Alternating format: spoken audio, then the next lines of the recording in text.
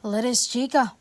Donnie Pangilinan hindi sumusuko kay Belle. Hindi pa rin tapos ang kilig ng mga Dondel fans matapos aminin ni Donnie Pangilinan na tuloy pa rin ang kanyang panliligaw kay Bel Mariano. Pero hindi raw niya ito minamadali. Sa isang panayam, inamin ng aktor na gusto niyang mas makilala pa talaga ng gusto si Bel habang unti-unti nilang binubuo ang closeness nila sa labas ng kamera. Dahil sigurado na daw itong si Donnie na si Bel ang kanyang papakasalan. Kaya't unti-unti niyang sinisigurado ang lahat. Dahil dito, lalong nag-wild ang reaction ng netizens online. Marami ang kinilig sa pagiging gentleman ni Donnie Pangilinan dahil imbes na magmadali, mas gusto raw niyang maging natural at genuine ang lahat.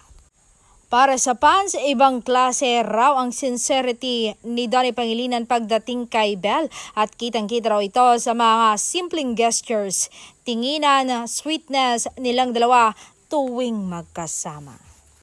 Sa social media, sunod-sunod naman ang mga edits, kilig compilations at comments mula sa supporters ng kanilang tambalan. May ilan ding nagsasabing ibang level na talaga ang chemistry nila dahil kahit off-cam ay ramdam ang pagiging komportable ni sila sa isa't isa. Kaya naman marami ang umaasang mauuwi rin sa totoong relasyon ang kanilang real-to-real connection. Pero sa kabila ng matinding kilig at pressure mula sa fans, nananatiling kalmado itong si Donnie. Ayon sa kanya, gusto niyang i-enjoy muna ang proseso at hindi lagyan ng pressure ang kanilang sitwasyon. Kaya naman mas lalong humanga ang netizens sa kanyang maturity at pagiging respectful kay Belle.